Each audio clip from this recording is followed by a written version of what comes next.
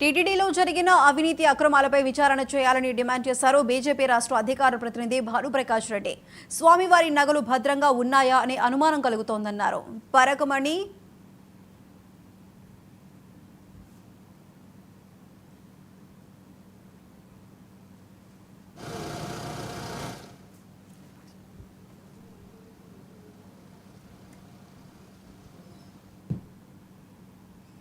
టీటీడీలో జరిగిన అవినీతి అక్రమాలపై విచారణ చేయాలని డిమాండ్ చేశారు బీజేపీ రాష్ట్ర అధికార ప్రతినిధి భానుప్రకాష్ రెడ్డి. స్వామివారి నగలు భద్రంగా ఉన్నాయా అనే అనుమానం కలుగుతోందన్నారు. పరకామణి తులాభారం వదల్లేదు, శ్రీవారి డాలర్లు వదల్లేదని ఆరోపించారు.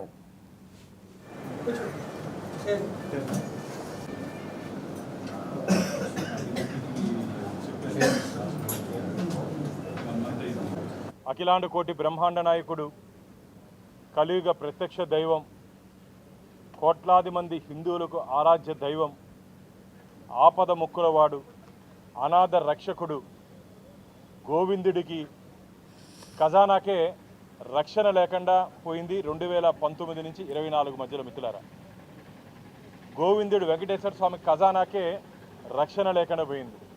నివ్వెరపోతున్నాం. ఒక్కొక్క అంశం మా దృష్టికి వస్తూ ఉంటే అసలు వీళ్ళు మనుషుల పశువుల అని అర్థం అవట్లే. మనుషుల రాక్షసుల.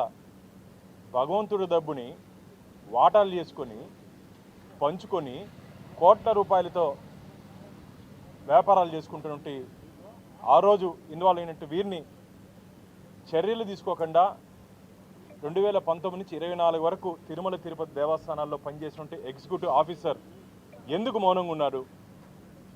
వీరి మీద ఎందుకు చర్యలు తీసుకోలేదు? మిత్రులారా, తులాభారం అత్యంత పవిత్రమైనటువంటి స్థలం తిరుమల ఆలయంలో. మొత్తం తులాభారం మొక్కుంటారు. మా ఇంట్లో నా బిడ్డకి వివాహం అయితే తులాభారం చేస్తాం.